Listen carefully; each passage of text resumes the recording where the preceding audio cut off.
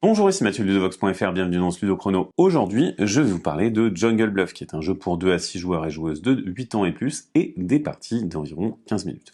Dans ce jeu, les joueurs et les joueuses vont essayer de marquer le plus de points possible, en capturant des proies qui se trouvent dans la jungle. Mais ces proies, eh bien, ce sont également les cartes qui sont dans notre main. Chaque joueur a 10 cartes, numérotées de 1 à 10 dans sa main, et on va essayer de les jouer pour capturer d'autres proies qui se trouvent au centre. Malheureusement, les joueurs vont pouvoir se contester les cartes des uns des autres, et c'est la personne qui aura joué la plus grande force qui va remporter la carte. Voilà pour le principe de base du jeu, donc on va jouer un total de 11 manches, 10 manches en jouant à chaque manche une carte de notre main, et à la 11e manche, eh bien on viendra récupérer toutes les cartes qu'on a marquées, et on va jouer l'une des cartes qu'on a récupérées, qu'on a marquées, pour essayer de récupérer une carte qui est présente au centre de la table. Et ensuite, la personne qui aura le plus de points aura gagné. On va voir comment ça va se passer un petit peu plus en exemple. Donc ici, on a tiré 3 cartes de la pioche aléatoire pour commencer notre ligne de chasse, et donc on va chasser ce qui va se trouver ici. Ici, c'est cette joueuse qui est la première joueuse, et elle va choisir d'essayer de chasser.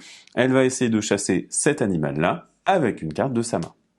Elle va ne pas annoncer ce qu'elle a joué, elle va le jouer face cachée, et ainsi, eh bien, nous, on pourrait essayer de la contester.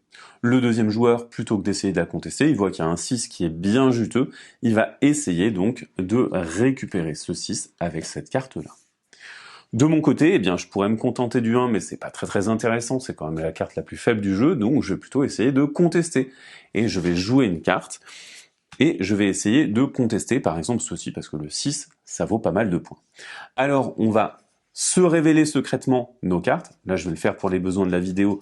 Ce joueur-là a joué un 4, et de mon côté, j'ai joué un 7. Comme j'ai la carte la plus forte des deux, eh bien, c'est moi qui vais récupérer le contrôle de ce 6. Puisqu'on a tous et toutes joué, c'est la fin du tour de jeu. On va alors récupérer l'animal qu'on a marqué et le placer face visible. La personne qui a récupéré l'animal de plus haute valeur sera le premier joueur de la manche suivante, donc ici ce sera moi. On va donc également faire récupérer ce 5 à cette joueuse-là. Les cartes qui ont été jouées par les joueurs et les joueuses sont mélangées. Les cartes qui restent au centre de la table sont défaussées, puis on va venir révéler ces cartes. Ces cartes sont la nouvelle ligne de chasse. Et on va repartir sur une nouvelle manche de chasse. C'est à moi de jouer puisque je suis premier joueur. Je vais donc récupérer cette carte en jouant celle-ci. Et cette joueuse-là, elle va essayer de me contester en jouant cette carte. On se révèle nos cartes et il se trouve qu'on a joué la même valeur. Lorsque ça arrive, eh ben, la priorité revient à l'attaquant. C'est donc cette joueuse qui va venir récupérer ma carte.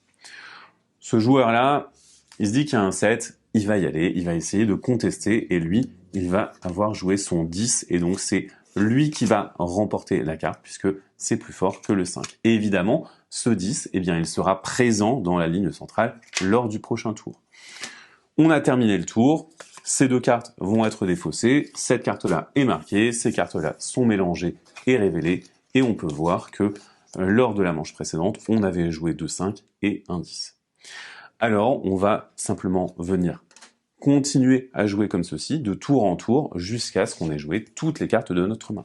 Après quoi, on passe à une 11e manche. Lors de cette 11e manche, on récupère toutes les cartes qu'on avait marquées, et on va dépenser l'une des cartes qu'on avait marquées pour essayer de prétendre à récupérer une carte ici.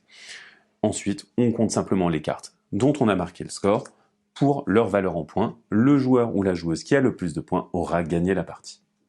Voilà pour le mode de base de Jungle Bluff. Lorsque vous serez un petit peu plus expérimenté, vous allez pouvoir ajouter ces cartes-ci, qui sont des cartes spéciales. Donc elles vont venir remplacer certaines valeurs. On a le 1 optimiste, qui va battre le 10. On va voir les 10 alpha. Les 10 alpha, elles fonctionnent comme des 10 normaux, sauf quand ils se rencontrent, ça va changer la règle d'égalité. Ils vont se battre entre eux plutôt que d'essayer de récupérer leur proie, et alors la proie, elle va s'enfuir. On va avoir le 9 nerveux qui a 9 en attaque mais 1 point en défense parce qu'il est terrorisé. Et enfin, on va avoir les 5 inversés. Lors d'un défi, les 5 inversés vont battre les cartes qui sont supérieures à lui, mais par contre va perdre contre les cartes qui sont inférieures à lui. Les égalités pour le 5 inversé ne sont pas changées. Et voilà pour cette vidéo. Maintenant, si vous avez apprécié notre travail, n'hésitez pas à liker cette vidéo, la commenter, la partager, ça nous aide toujours. Salut!